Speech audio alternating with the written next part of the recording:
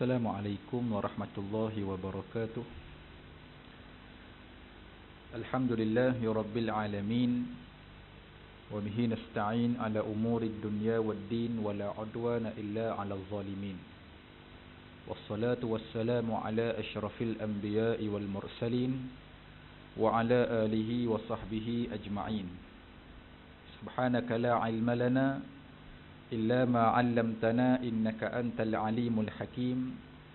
Rabbi shrah li sadri wa yassir li amri wahlul 'uqdatam min lisani yafqahu qawli, amma ba'd. Qala Allah ta'ala, a'udzu billahi minasy syaithanir rajim. Bismillahirrahmanirrahim.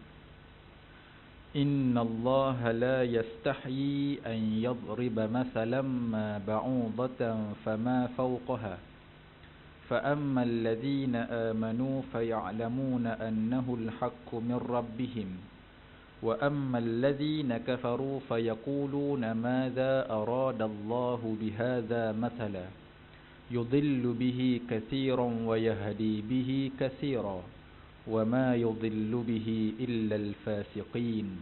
Sadaqallahul azim. Suratul Baqarah ayat 26. Muslimin muslimat rahimakumullah. Ini antara ayat yang Allah Subhanahu wa taala nak beritahu kita tentang kekuasaan Allah, tentang kehebatan Allah Subhanahu wa taala. Dan kita sebagai manusia, kita sangat lemah. Kita sangat berhajat, bergantung harap kepada Allah Subhanahu wa ta'ala. Permulaan ayat ini disebut innallaha la yastahyi. Sesungguhnya Allah tidak malu. Allah tidak malu. La yastahyi, tak malu. Tak malu apa ni? An yadriba masalam ma ba'udah. Allah tidak malu untuk buat perumpamaan walaupun hanya dengan seekor nyamuk. Ba'udah, nyamuk, disebut dalam Al-Quran. Dengan erti kata lain, Allah tidak malu untuk beri ancaman, beri peringatan kepada manusia walaupun yang dihantar itu hanyalah seekor nyamuk yang kecil. Allah boleh buat. Ya, Allah hantar pada kita nyamuk aja, kecil nyamuk ni, nyamuk Aedes, huru-hara manusia, susah hati manusia dalam nak menghadapi nyamuk Aedes ni. Allahu Rabbi, berapa ribu orang dah mati kena gigit dengan nyamuk Aedes. Berapa ribu orang dah kena demam denggi, jangkitan wabak dari nyamuk Aedes. Nyamuk je tu, tentera Allah dah tu. Dan kalau tanya doktor, doktor kata sampai sekarang tak ada ubat lagi denggi ni. Walaupun ada orang tua beritahu kena telan jus daun betik, telan ni sup ketam dan sebagainya. Itu orang tua lah beritahu atas pengalaman. Tapi dari sudut perubatan, doktor beritahu tak ada ubat lagi denggi. Nyamuk, Masya Allah, datang kepada kita nyamuk ni. Sebagai tentera Allah. Sebab tentera Allah ni banyak kan. Kadang-kadang Allah juga hantar tenteranya yang besar-besar, yang kita dah tengok gempa bumi, gunung berapi, tsunami, ribut, banjir, taufan, puting beliung dan sebagainya. Ni hak besar-besar datang dah, kita dah tengok dah. Dah berlaku depan mata kita, bahkan berhampiran dengan kita. Cumanya adalah sedikit galat. Kita belajar dulu, kita pernah belajar dulu di bangku sekolah.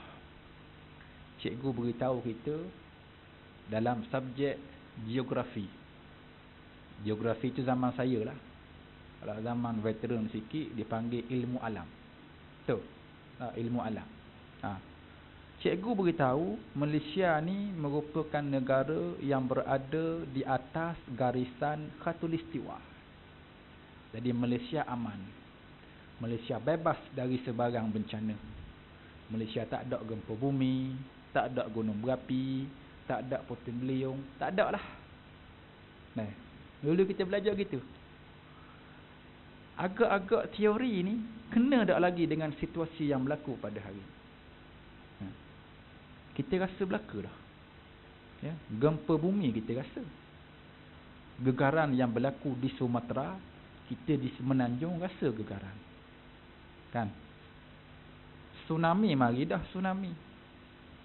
Siap ada yang mati lagi dulu kena tsunami, kan? Puting beliung mari dah. 4 kali datang singgah di Kedah. Mujur dak singgah tempat kita aja lagi. Nah, di 8 kali sama sekali rasanya, 4 kali di darat, 4 kali di laut. Puting beliung. Banjir besar, tanah runtuh, ada belaka dah. Jadi teori kita pun tak kena dah. Tak betul. Dan kalau kita baca Al-Quran, Al-Quran dah sebut dalam surah Yasin. Antara ayat akhir Yasin Allah sebut, innama amruhu idza arada syai'an ay yaqula lahu kun fayakun. Urusan Allah, bila Allah nak buat sesuatu, Allah hanya berfirman kun, jadilah, fayakun, dia akan terjadi. Ni Allah Subhanahu Wa Taala. Dia tak kira atas garisan ke bawah garisan khatulistiwa. Kalau nak itu kehendak Allah, Allah hanya berfirman kun, jadilah, fayakun, dia akan terjadi. Ni dia. Kena pegang yang ni lah, jangan duk pegang khatulistiwa tu. Allahu Rabbi. Ini itu tentera yang besar-besar yang berlaku di depan mata kita. Kadang-kadang Allah juga hantar tenteranya yang kecil-kecil. Sebagai contoh nyamuk tadi. Allah hantar nyamuk, Allah. Hatta kalau kita kaya sekalipun, kita ni banyak duit, juta-juta duit dalam bank. Oleh kerana kita nak jaga diri dari digigit nyamuk, kita pun upahlah, gajikan bodyguard, 40 orang bodyguard. Kerja bodyguard ni jaga kita je dari digigit nyamuk. Boleh? Tak boleh juga. Bodyguard tu kena gigit nyamuk. Tak boleh buat apa. Bila nyamuk dihantar oleh Allah. Dan dahsyatlah serangan denggi ni. Setakat 24 Januari ni, 25 Mac dah. 2 bulan dulu. Setakat 24 Januari 2015, yang kena denggi 8,000 orang. 24 hari je. Yang mati 20 orang. Dan ni hari ni 25 Mac ni, Allah, berapa puluh ribu, tak tahulah. Wallahu a'lam. Nyamuk Aedes, dahsyat. Baik. Dan Allah sebut lagi bukan setakat nyamuk. Allah kata fama fawqaha, hatta yang lebih kecil dari nyamuk Allah boleh buat. Kan? Nyamuk tu kecil dah. Kecil nyamuk tak ada lah nyamuk sebesar yang serama, tak ada. Nyamuk kecil. Tapi yang lebih kecil dari nyamuk lagi Allah boleh buat, Allah boleh hantar pada kita. Allah hantar pada kita kuman, virus, bakteria dan sebagainya. Kecil je. Binatang-binatang ni kecil. Tengok dengan mata kasar tak nampak ni. Kena ambil teropong, teleskop, tengok baru nampak. Tapi yang kecil ini datang menjadi ancaman kepada kita. Allah hantar virus HIV. Berapa ribu orang dah mati. Berapa ribu orang dah kena jangkitan AIDS dan sebagainya. Puncanya kita juga manusia ni degil. Allah kata zina tu haram, buat juga bertukar-tukar pasangan. Dadah tu haram, ke darah juga berkongsi jarum. Kenalah penyakit ni, wabak ni. Kan? Dulu pernah datang pada kita wabak selsema burung. Habis waktu tu semua burung, semua ayam dihapuskan. Ada orang yang takut nak makan ayam sebab takut terkena jangkitan selsema burung. Lepas tu datang pula pada kita wabak selsema babi. Kan? H1N1. Nak sedap sebut biar dia qalah-qalah kubra, selsema babi. Baru sedap sebut sikit. Dunia. H1N1 waktu tu dia serang dunia. Takut manusia waktu tu. Hatta ada yang keluar rumah pergi mana-mana, ni dia tutup mulut ni, pakai pudah tutup mulut, tudung tak pakai. Takut dengan jangkitan wabak kuman, tapi tak takut dengan azab Allah Subhanahu wa taala. Hak terbaru datang pula wabak Ebola.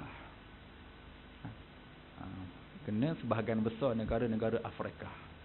Tak sampai lagi lah tempat kita ni. Di Mekah pun sekarang, di Saudi ada penyakit wabak MERS kan, yang datang daripada unta. Hingga kan kerajaan Saudi sekarang terpaksa hapuskan unta-unta. Dihapuskan unta pasal takut merebak penyakit kepada jemaah-jemaah haji dan umrah. Dulu tuan-tuan, kalau kita pergi umrah dulu, haji saya tak pastilah, tapi kalau pergi umrah dulu, kita akan disediakan pakej ziarah ladang unta. Boleh pergi tengok unta. Sebab Allah sebut unta ni. Nah, afala yanzuruna ilal ibili kaifa khuliqat. Tidakkah kamu perhati bagaimana kami ciptakan unta?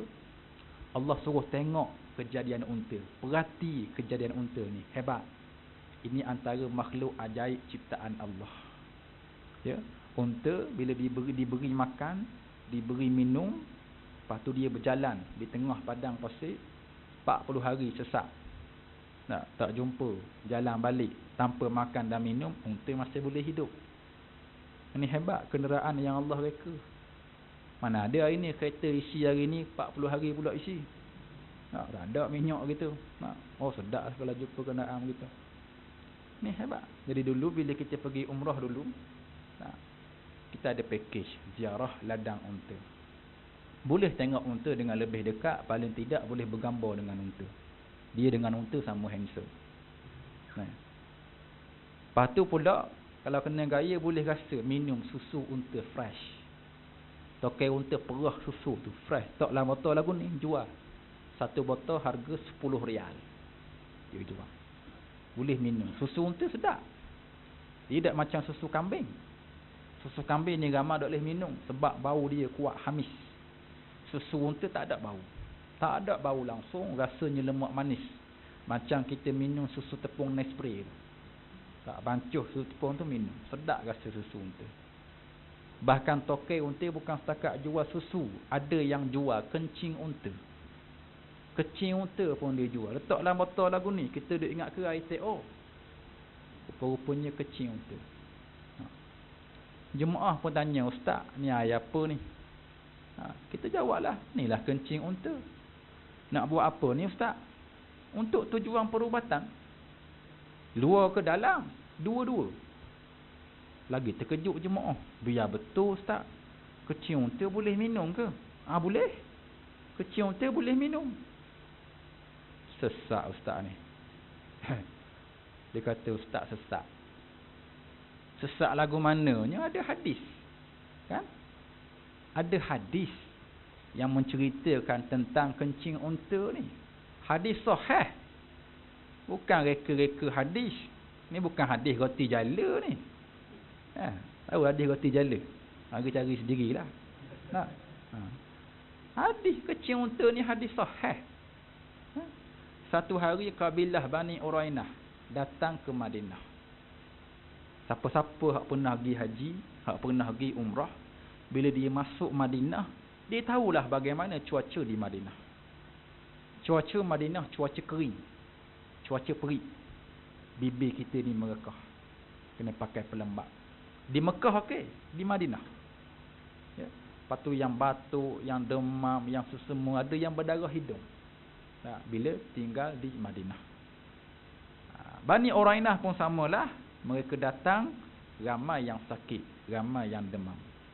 Menyebabkan ketua kabilah ni datang jumpa Nabi. Ya Rasulullah, anak buah saya ramai sakit, tolonglah ikhtiar.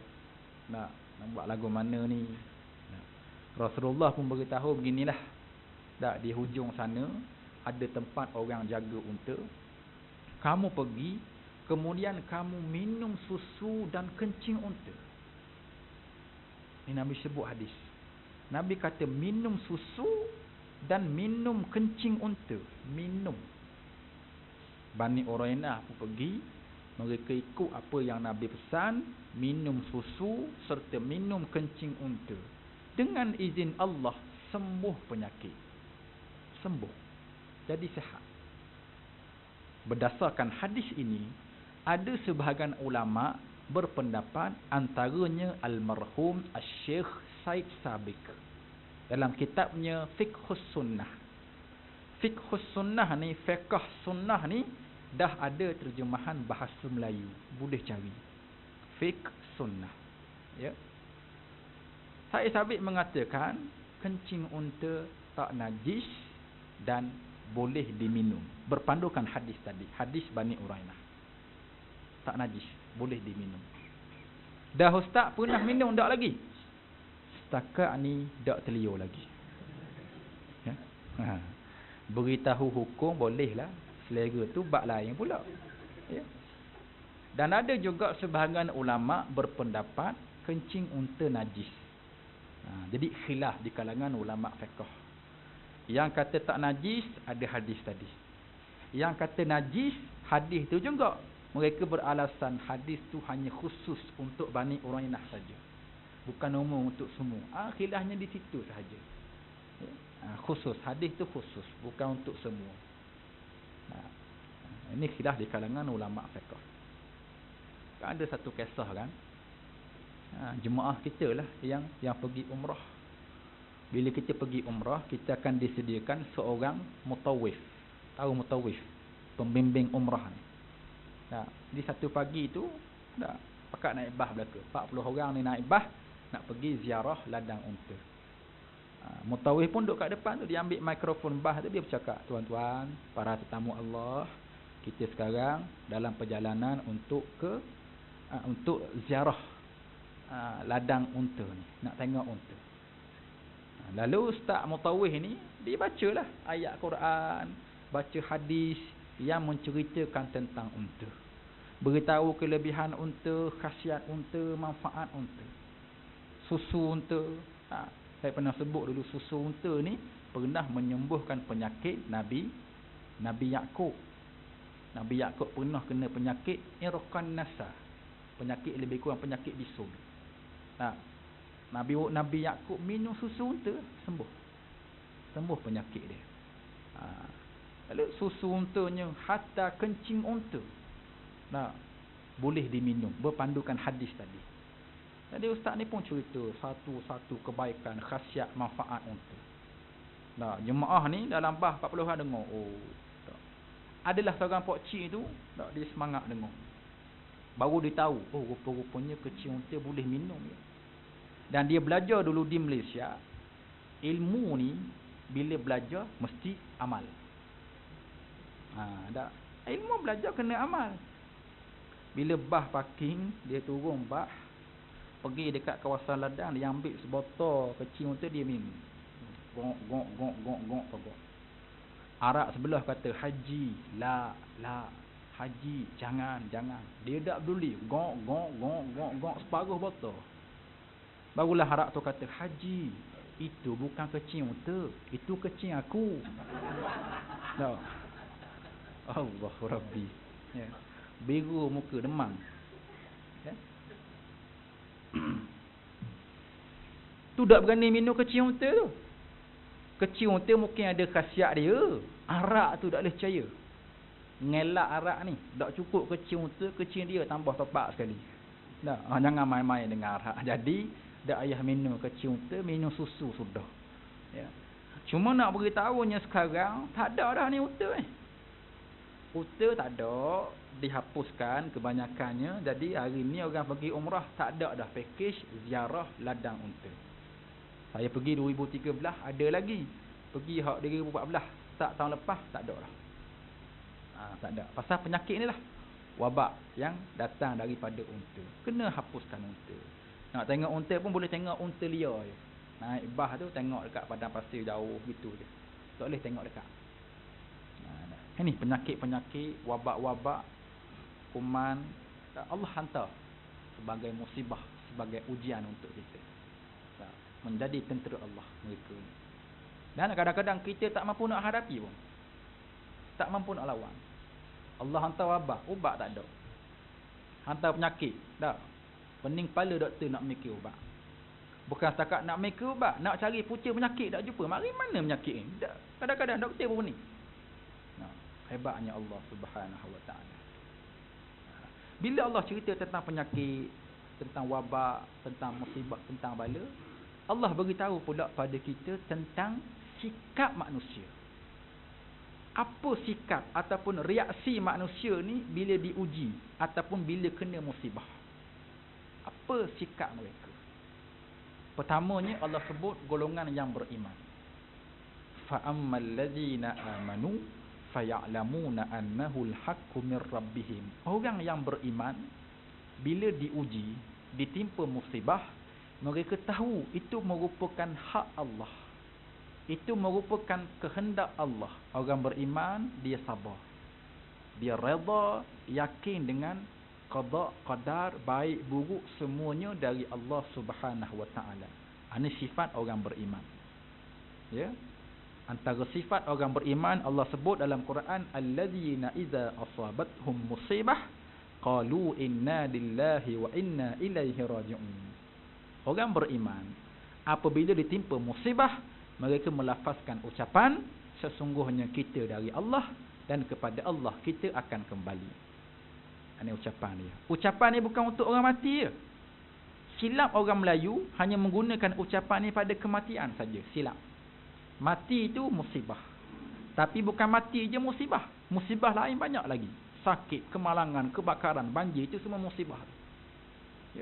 Jadi bila kita kena ataupun melihat orang lain kena, dah terdengar orang lain kena, sunat dilafazkan inna lillahi wa inna ilaihi raji'un. Itu kaedah dia. Bukan mati saja. Namanya Arab panggil istirja. Ya, nama istirja sebutannya inna lillah wa inna ilaihi raji'un. Macam nama istighfar. Tu nama, sebutan astagfirullah. Tasbih, nama subhanallah, sebutan dia. Tahmid, alhamdulillah. Takbir, Allahu akbar. Tahlil, la ilaha illallah. Talbiyah. Kenapa talbiyah? Labbaik Allahumma labbaik, labbaik la syarika lak labbaik. Itu talbiyah. Kan? Nama-nama dia. Hauqalah, tahu hauqalah? La haula wala quwwata illa billah. Itu hauqalah. Isti'azah. Apa isti'azah? A'udzubillahi minasyaitonir rajim. Basmalah, bismillah. Nama dan sebutan ya. Istirja, inna lillahi wa inna ilaihi raji'un. Orang beriman diuji, dia sabar.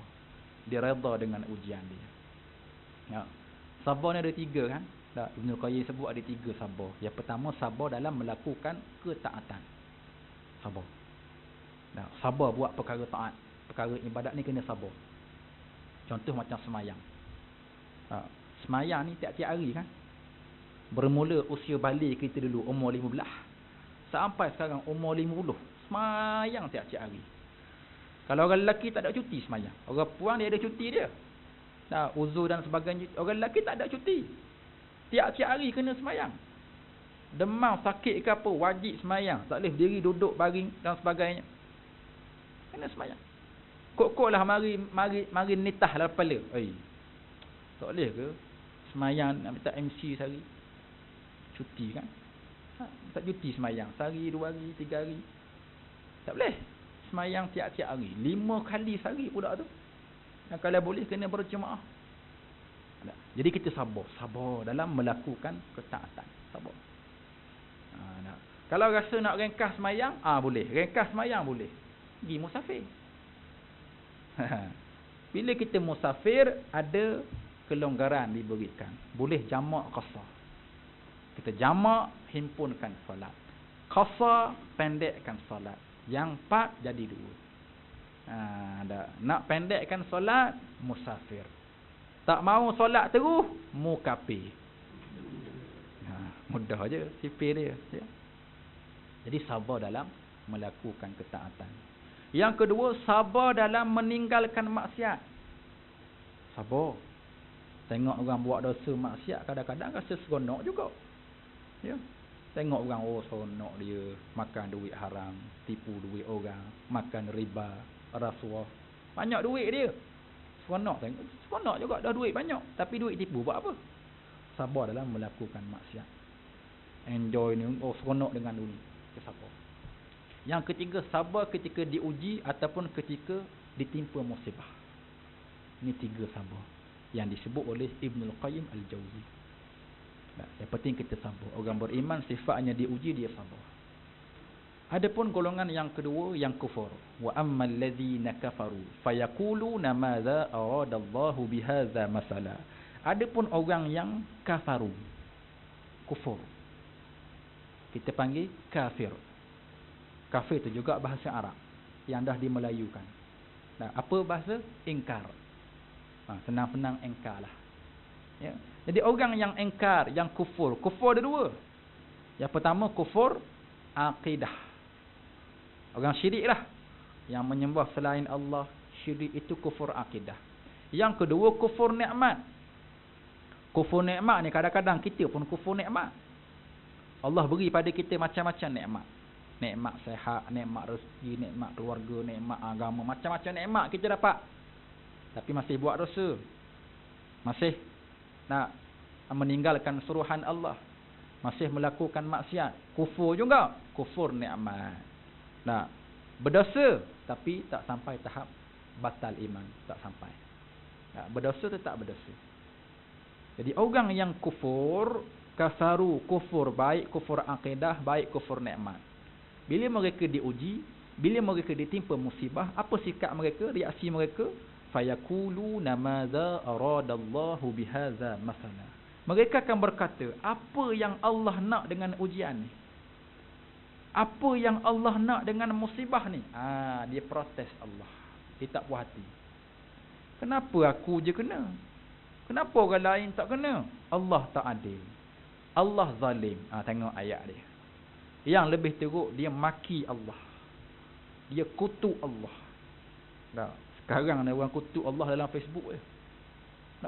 Dia tulis, dia hina macam-macam. Hina Tuhan dia, hina Allah. Manusia sekarang. Allahu Rabbi. Itu golongan yang kufur, yang tak sabar. Yang tak reda dengan ujian, dengan musibah yang dihantar oleh Allah Subhanahu Wa Taala. Padahal Allah hantar ujian, hantar musibah tu Allah nak bagi pahala ke dia? Tengok dia sabar, dia boleh pahala. Tiba-tiba dia maki Allah. Dia tak sabar, dia kutuk. Boleh dosa. Susah boleh, dosa dapat. Kan rugi tu.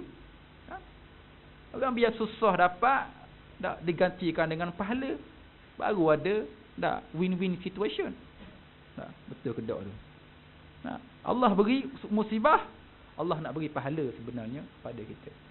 Dengan syarat kita sabar. Kalau tak sabar, tak ada. Jadi kita dua-dua susah. Susah hak dunia, pahala pun tak ada, bahkan dapat dosa.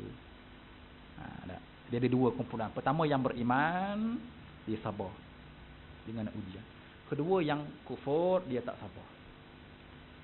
Kata Allah lagi, yudillu bihi katsira wa yahdi bihi katsira. Dengan ujian, dengan musibah ini ramai orang sesat. Ya, ramai orang jadi sesat.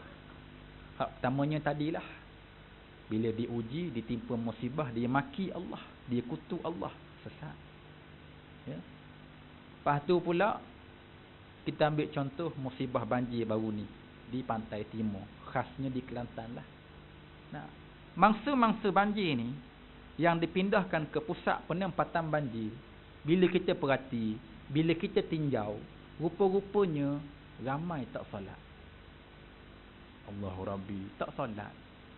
Dan hari ni acik kerak jari lah.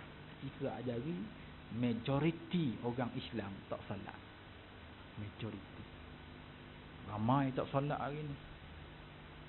As-salatu imaduddin. Solat tiang agama.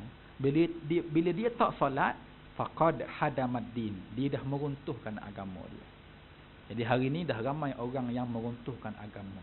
Bila dia runtuhkan agama, dia sangat mudah mengundang musibah dan bala Allah Subhanahu Wa Taala. Bila bala Allah datang, bala Allah ni umum. Kena belaka. Yang semayang macam kita pun kena bala. Ya? Padahal kita semayang. Tapi atas sebab orang lain tak semayang, bala pun datang, kita yang semayang pun kena bala, sebab bala bersifat umum. Kita kena lah. Bala tempat kita ni tak putus-putus. Ada je mari. Hujannya, banjirnya, sejuknya, panas, jerebu, hutan terbakar, nyamuk tadi kita sebut, macam-macam. Macam-macam. Jadi dia tadi mangsa banjir ni, dia dah dikira miskin lah. Rumah dihanyutkan banjir, rumah naik banjir, dia miskin dunia. Lepas tu dia tak solat pula, dia miskin akhirat. Dua-dua miskin. Dunia miskin, akhirat miskin. Wal'ayadubillah. Sangat kesian. Kalau kita di miskin dunia boleh tahan lagi lah. Miskin dunia ada tempat lah nak minta tolong, cari keluarga, cari kawan-kawan. Tak. Kalau duit tak ada miskin, kita dapat berim. Dapat berim 500, boleh makan setahun. Jangan bimbang. Tapi bila miskin akhirat, tak ada apa lah. Tak ada apa. Rugi serugi-ruginya bila miskin akhirat. Jadi Allah kata ramai orang sesat dengan ujian, dengan musibah. Wa yahdi bihi katsira. Dan ramai juga dapat hidayah. Yang dapat hidayah pun ada, tapi tak seramai orang sesat. Orang sesat lagi ramai. Sebab Allah kata wa qalilum min ibadiyasy syakur. Sedikit sangat di kalangan hamba-Ku yang bersyukur. Sedikit. Yang ramainya kufur. Jadi yang dapat hidayah ada, ramai juga, tapi tak seramai orang sesat. Orang sesat lagi ramai. Ada yang Allah pilih dia ni bila diuji, ditimpa musibah, ataupun dia tengok orang lain kena musibah, kena ujian, dia mari sedar, dia mari insaf. Dulu wasa tak solat, sekarang solat, alhamdulillah, bagus. Dulu wasa tak tutup aurat, sekarang dah tutup aurat. Dulu wasa kedekut, tak hidung masin, sekarang dah manis. Maknanya suka bersedekah. Dulu wasa malas mengaji, malas datang kuliah, sekarang dah rajin datang kuliah, datang majlis ilmu. Bagus, alhamdulillah. Tuan-tuan, menuntut ilmu, majlis ilmu, kuliah-kuliah ni wajib ya. Fardu ain, kena belajar, kena mengaji. Dia bukan masa kosong. Oh, ada kosong boleh lah, tak ada kosong, tak ada, kena mengaji, kena datang. Kita ni di depan ni orang yang dah ada kelulusan lah kita kata. Yalah, dah kita dapat kerja ni. Dekat Aizon Mobil lagi orang yang ada kelulusan lah. Mungkin dengan degree kita ada master, diploma. Yang ada PhD mungkin dapat kerja. Tapi walaupun kita ada PhD dalam bidang masing-masing, tak cukup lagi. Kita kena tambah satu ilmu dipanggil ilmu fardu ain. Ni wajib belajar. Tak belajar berdosa. PhD kita tak guna satu sen pun. Kalau ilmu fardu ain tak ada. Ilmu akidah, ilmu fiqh, ilmu akhlak. Ini wajib belajar ilmu syariat dan sebagainya. Sekarang alhamdulillah kuliah ilmu, majlis ilmu subuh. Ada kuliah subuh, kuliah duha, zuhur, petang, asar, maghrib dan sebagainya. Itu atas kita lah. Nak pilih. Tak sempat juga datang, buka internet, tengok YouTube. Macam-macam kuliah ada. Kuliah akidah ada, kuliah fiqh ada, kuliah tafsir ada, kuliah hadis ada, kuliah syiah pun ada. Jangan tengoklah. Pilih kuliah ahli sunnah wal jamaah, sudah. Kena tapih juga. YouTube tu bukan semuanya boleh pakai. Ada hak tak boleh pakai. Baik. Jadi Allah kata dengan ujian musibah, ramai orang sesat dan ramai juga orang dapat hidayah. Tapi yang dapat hidayah tidak seramai yang sesat, kerana yang sesat sangat ramai. Wa qalilum min ibadiyasy syakur. Kemudian kata Allah lagi, wa ma yudhillu bihi illal fasiqin. Dan orang yang sesat itu, mereka semua tergolong di kalangan orang-orang fasik. Fasik. Apa makna fasik? Fasik bahasa mudahnya ialah orang yang melakukan dosa besar dan mengekali dosa kecil. Itu fasik. dia buat dosa besar. Dosa kecil ini kita boleh kata tiap-tiap hari lah dia buat dosa kecil. Kalau tak buat demam dia. Dosa kecil. Itu satu, itu fasik. Baik. Kemudian memang fitrah kita sebagai manusia yang dipanggil insan, manusia ni fitrahnya kita memang ada dosa. Ya, kita ada dosa kan? Kita bukan nabi. Kita tidak maksum. Manusia memang terdedah dengan dosa, sama ada sedar ataupun tidak dia buat dosa. Nabi sebut hadis, Nabi kata kullu bani Adam khata. Setiap anak Adam memang melakukan salah, memang melakukan dosa. Wa khairul khata'in at-tawwabun. Tapi sebaik-baik orang yang berdosa, dia segera bertaubat kepada Allah Subhanahu wa taala. Jadi sebagai manusia fitrahnya kita ada dosa. Sama ada sedar ataupun tidak kita buat dosa. Ya. Kok lah kita pernah terasa, pernah terlintas perasaan, aku ni rasanya tak ada dosa kot. Kok mikir begitulah. Dah aku semayang 5 waktu tiap-tiap hari. Masjid pula tu. Jemaah. Kuliah ilmu, majlis ilmu tak pernah miss. Datang maghrib ke subuh ke mari. Nah, sedekah, infak, zakat, wakaf ni puluh-puluh ribu dah habis. Asal ustaz mari masuk derma. Asal ustaz mari kuliah metok derma. Tiap-tiap hari derma. Jadi aku rasa aku tak ada dosa. Kok lah rasa begitu, duk rasa ada perasaan rasa tak ada dosa, itulah dosa. Ya? Mudah aja sifir dia. Nah, kalau rasa diri tak ada dosa, dosa tu. Itulah dosa. Cepat-cepat bertaubat, cepat-cepat istighfar pada Allah. Ya? Sebab diri kita ni memang terdedah dengan dosa, tak terlepas dari dosa. Itu dia. Baik, timbul kemusykilan. Ustaz, kalau begitu Ustaz, adakah kita ni orang fasik? Sebab tadi Ustaz kata orang fasik ialah orang yang mengekali dosa kecil. Okey. Lepas tu disebut pula manusia ni memang terdedah, tak terlepas dengan dosa. Kita manusia kan ada dosa kan? Jadi Ustaz, adakah kita orang fasik Ustaz? Pening juga soalan ni. Nah, ulama beritahu lama dah.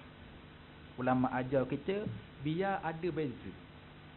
Tak beza. Beza lagu mana? Beza antara fasik dan mukmin. Nampak? Fasik kita sebut tadi siapa fasik? Mukmin orang yang beriman. Ada dosa belaka ni. Mukmin ada dosa, fasik memang confirm ada dosa. Tapi orang mukmin dia ada dosa, dia pandai cari jalan, cari ruang, peluang untuk membersihkan dosa dia. Ni orang mukmin. Tak, dia bertaubat, dia beristighfar, Allah ampun dosa dia. Orang mukmin dia solat 5 waktu sehari semalam. Semayang fardu 5 waktu tu berfungsi menghapuskan dosa kita. Contoh pagi tadi kita semayang subuh. Ya. Lepas semayang subuh kita keluar rumah pergi pejabat, pergi kerja. Sampai di pejabat jumpa kawan minum pagi sekejap. Sembang-sembang lara sikit masuk pejabat, buat kerja, jumpa orang, jumpa klien sebagainya. Mungkin ada dosa kita buat. Tak, sedar atau tidak mesti ada. Pukul 1:30 masuk waktu zuhur. Kita pun semayang zuhur 1:30. Semayang zuhur itu berfungsi menghapuskan dosa antara subuh nak sampai ke zuhur. Ini semayang, dihapus dosa. Pukul 4:30 masuk asar pula. Dia semayang asar 4:30. Semayang asar ni berfungsi menghapuskan dosa antara zuhur nak sampai ke asar. Begitulah maghrib, begitulah isyak. Itulah fungsi solat 5 waktu. Solat tu sendiri kalau dilaksanakan, dihapuskan dosa kita. Solat tu menghapuskan dosa. Tu dia. Lepas tu pula, sebelum solat, orang mukmin ambil wudu. Ambil wudu ni hapus dosa. Ambil wudu. Kita basuh muka, basuh tangan, sapu kepala, basuh kaki. Itu yang wajib. Buat yang sunat lagi afdal. Kita ambil air basuh muka. Air yang kena muka, air itu jatuh. Air jatuh gugur bersama dengan dosa-dosa kita. Jadi orang mukmin dia ambil wudu. Ambil wudu hapus dosa. Lepas tu orang mukmin ni pula dia akan ulang alik pergi masjid, pergi majlis ilmu. Ada pahala belaka tu. Dia hapuskan dosa belaka. Nabi sebut, Nabi kata seorang hamba yang keluar rumah untuk menuju ke rumah Allah. Allah berikan kepadanya setiap satu langkah dia berjalan, dia dapat satu pahala. Satu pahala dia dapat dan dia hapuskan satu dosa. Nah, satu langkah, bukan satu perjalanan. Satu perjalanan pergi masjid mungkin ada 100 langkah. Mungkin ada 1000 langkah. Setiap satu langkah dia berjalan dapat satu pahala, hapus satu dosa. Ya. Siapa yang sini pergi masjid dengan satu langkah ya? Mana ada? Iron Man je lah boleh buat gitu. Rupanya Iron Man tak pergi masjid. Nah. Mesti beratus, berpuluh, bahkan beribu langkah. Dikira tu setiap langkahan kita dikira pahala. Lepas tu pula orang yang jauh lagi dari masjid juga datang dengan kereta, datang dengan motor, kenderaan dia datang pun dikira belaka. Kira lagu mana? Kira tayar bergolek. Satu golek pusingan tayar dapat satu pahala, hapus satu dosa. Lepas tu pula tayar kita bukan ada sebutir, 4 butir tayar. Kira belaka 4 butir termasuk tayar spare. Kalau bocor lah. Kira Masya Allah. Ni. Tambah pula orang mukmin ni dia sedekah, dia infak, dia wakaf, dia zakat, pahala confirm dapat. Di samping sedekah dapat pahala, Allah hapus dosa dengan sedekah. Ni orang mukmin. Itu baru buat kebaikan, buat amal soleh, sembahyang, puasa, sedekah, ambil wuduk, hapus dosa dah. Apatah lagi kita tadah tangan minta, ya Allah ampunkan dosaku, ya Allah ampunkan dosa kedua ibu bapaku, ya Allah. Tak minta ampun direct, lagi Allah ampun dosa. Buat baik pun Allah ampun dosa, minta ampun, minta pengampunan, lagi Allah ampun dosa. Ya. Ni orang mukmin. Dia ada dosa, tapi dia pandai cari ruang, cari peluang untuk membersihkan dosa dia. Orang fasik tak ada perangai ni. Orang fasik dia buat dosa tanpa ada rasa keinsafan, tanpa ada rasa penyesalan. Siap dia berbangga dengan dosa dia.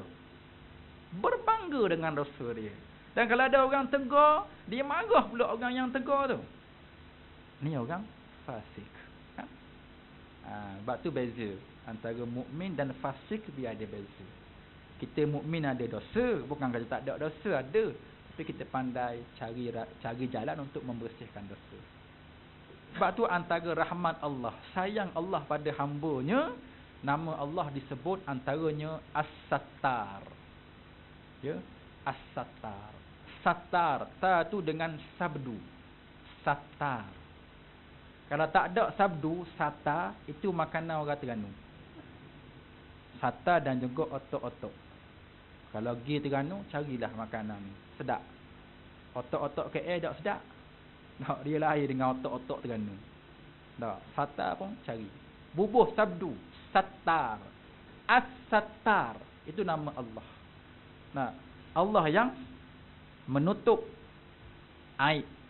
Allah yang sattar ni makna sembunyi, tutup. Allah yang sembunyikan dosa aib kita, Allah sembunyikan dosa aib kita. Kita ada dosa. Bahkan banyak dosa kita kan. Tapi dosa kita orang tak tahu. Dosa kita dengan Allah je. Minta ampun banyak-banyak, istighfar banyak-banyak pada Allah Subhanahu Wa Taala. Nah, Allah tak buka. Pasal Allah nak beri peluang kita minta ampun pada Allah. Andai kata, takdir katalah Allah buka aib ni. Allah buka dosa-dosa kita, orang ramai tahu dosa-dosa kita. Ya Allah, malu nak letak mana muka ni? Tak keluar rumah, nak jumpa orang tak berani dah, malu. Tebar muka rasa. Ya. Bahkan mungkin ada orang yang tersangat malu, dia pindah rumah. Nak cari rumah lain, duduk kat tempat lain, orang tak kenal dia. Tukar tempat kerja dah senang, berhenti kat sini cari kat lain. Pasal dah malu orang kenal dia. Ada Allah buka aib. Kan? Tu dia. Tapi Allah jaga.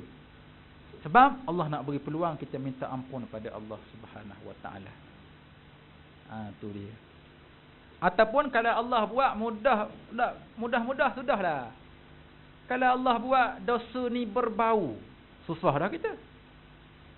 Buat dosa lekat bau, macam kita kentuk tu. Pum. Orang pun bau telur. Nak. Kalau dosa berbau, pergi buat dosa, atau mari kat kamar, busuknya mu ni, mesti mu buat dosa ni. Susah dah. Susah kita dia kalau dosa berbau. Nah, Allah tak buat begitu. Sebab Allah nak beri peluang untuk kita minta ampun, bertaubat pada Allah Subhanahu Wa Taala. Itulah As-Sattar. Allah yang menyembunyikan aib hamba ni. Nama Allah. Nak bubuh nama pada anak boleh. Dahulukan Abdu. Abdus Sattar. Nama-nama Allah mesti didahulukan Abdu. Abdul Halim nama Allah. Abdul Rauf. Abdul Hakim. Abdul Hadi, Abdul Aziz, Abdus Sattar. Itu nama panjang. Nama glamour Aziz Sattar. Itu nama glamour dia. Ya. Jadi nama-nama Allah kena dahulukan Abdu. Ya. Abdu. Baik, tuan-tuan muslimin muslimat, rujukan kita pada tengah hari ini surah Al-Baqarah ayat 26. Allah menceritakan tentang musibah dan bala tentera-tentera Allah yang Allah hantar, gempa, tsunami, hatta yang kecil-kecil, nyamuk Aedes, wabak, kuman dan sebagainya, untuk kita beringat, untuk kita sedar kita manusia sangat lemah, tak mampu buat apa-apa pun, Allah sangat berkuasa. Dan untuk Allah nak uji tahap keimanan kita, lagu mana sikap kita bila kena musibah ni. Ada yang sabar, ada yang tak sabar. Yang sabar diberi pahala, yang tak sabar dapat dosa. Wal'iyadzubillah.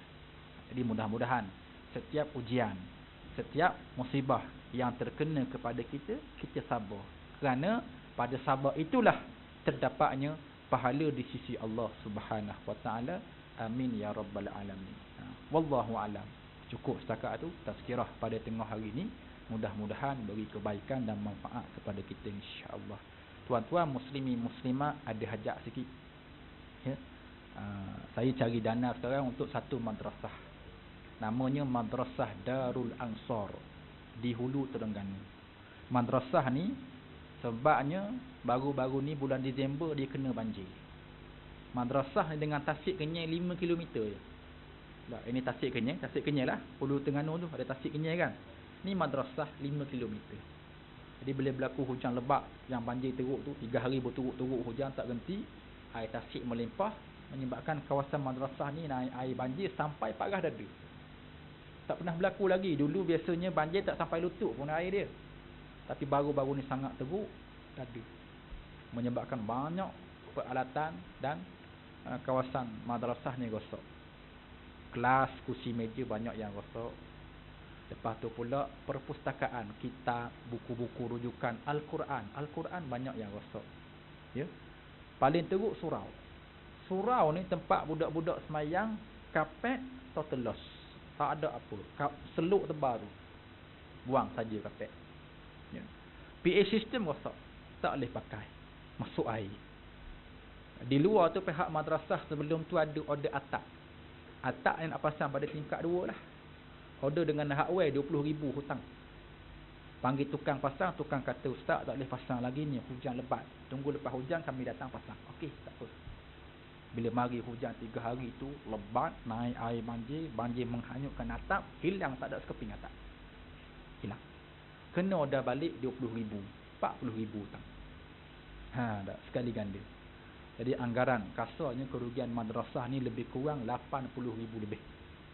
Saya sepanjang bulan 12, 1, 2, 3 ni dah 3 bulan cari, baru terkumpul setakat ni 40,000 lebih. Separuh Tak, ada separuh lagi nak kena cari. Nak cukup 80,000. Kalau hari ni boleh cukup, alangkah seronok ni 80,000 ni, ya. Jadi tolonglah nak bantu derma, infak, zakat dan sebagainya. Kalau duit tak bawa, ambil nombor akaun depan ni dengan saya, nombor akaun kita bank lah bila-bila masa, insya-Allah, ya. Kita bantu ni dapat dua kelebihan. Pertama, bantu mangsa banjir. Yang kedua, mangsa banjir ni hafaz Quran, belajar syariat, hadis, Quran, tafsir, kita akan dapat dua kelebihan, insya-Allah, ya. Sama-sama kita bantu. Kemudian di luar sana ada jualan kapsul habbatus sauda macam biasalah, barakah, satu kotak harga RM10. Siapa yang berhajat boleh dapatkan. Wallahu a'lam. Wassalamualaikum warahmatullahi wabarakatuh.